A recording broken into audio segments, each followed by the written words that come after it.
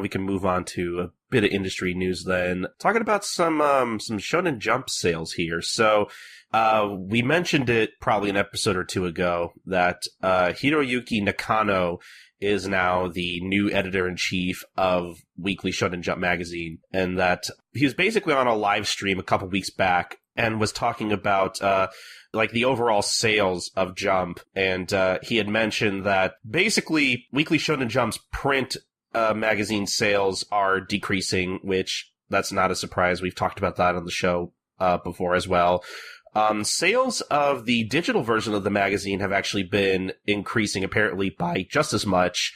So essentially what Nakano says near the end is that basically like the total sales of Weekly Shonen Jump overall have just been increasing. But Nakano also says that he still has a fondness for print and that he still wants to hopefully increase the magazine's print sales. I thought this was kind of interesting. I didn't really understand the wording of some of the articles around this at first. I couldn't wrap my mind around print sales are decreasing, digital sales are increasing, which means, oh, well, overall sales are increasing. And I didn't understand that at first because of the wording of some articles, but reading the article again, it makes sense to me. Yeah, this just goes to show that all those people who are doomsaying, seeing that Jump is in a decline, just looking at the print sales are missing the bigger picture. Because digital sales are making up for the decline in print sales, and because digital sales are more than the print sales are declining, overall sales are high and they're growing.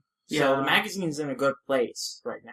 I mean, we've been seeing this with Weekly Shonen Sunday and Weekly Shonen Magazine already, where they sell really well digitally, but their print sales are pretty low at this point.